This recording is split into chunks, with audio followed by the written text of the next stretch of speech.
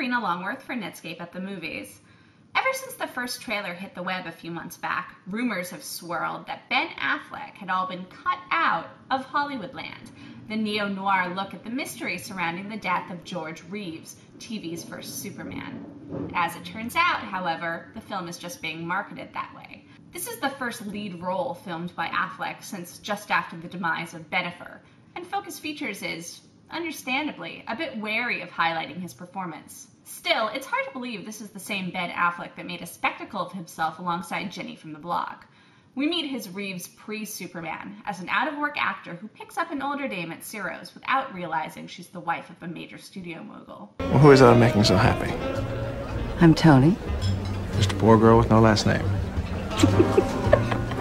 I had no idea I could spread this much joy. Well, who knows what you might be spreading. Tony Mannix goes on to play a major role in Reeves' life, supporting him both financially and emotionally, as he reluctantly accepts the role that will skyrocket him to C-list celebrity. Superman pays well, but to George's great chagrin, nobody wants to cast him in anything else. And eventually, he gets bored of both Hollywood and Tony and tries to get away. When he eventually dies from a gunshot to the head, the cops and the tabloids write it off as a has-been actor knocking himself off after having been knocked out of the game. But Reeves' mother doesn't buy it, and she hires low-rent private detective Louis Simo, played by Adrien Brody, to investigate her son's death.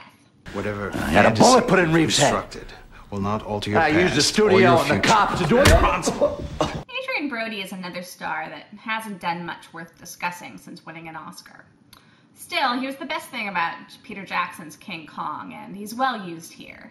Simo, separated from his wife and banging his teenage assistant in the pay-by-the-week motel that doubles as his office, can claim no moral superiority over his clients. But with his own young son absolutely wrecked over the death of Superman, the Reeves case takes on a deep personal significance for Simo. So much so that it leads him to let a separate, easy cash cow of a case turn into a disaster, causing both the detective and the audience to wonder if this guy knows what he's doing at all. This is classic film noir stuff. Simo, who has seen a few too many movies and on most days had a few too many drinks, is the prototypical unreliable narrator.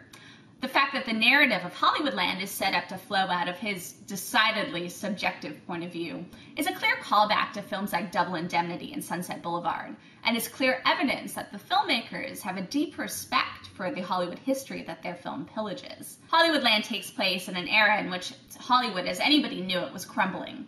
The studio system had been weakened by antitrust lawsuits and TV, and the popular culture it represented was just starting to be replaced by this tabloid celebrity culture that we all know so well by now. The characters in this film are extremely nostalgic for their own recent past, and the smart script by Paul Birnbaum manages to convincingly telegraph that feeling and still maintain a critical distance from it. Much of that owes to director Alan Coulter's stylish execution. Coulter is a vet of HBO series such as Rome and The Sopranos, and he brings the perfectly pitched pacing that makes those shows spin into this mix. That's important because there's a little too much story here. The George and Tony saga could have been fodder for its own film, and at times the subtleties of their relationship and of George's rise and fall seem a little bit glossed over in order to give Simo's downward spiral more attention.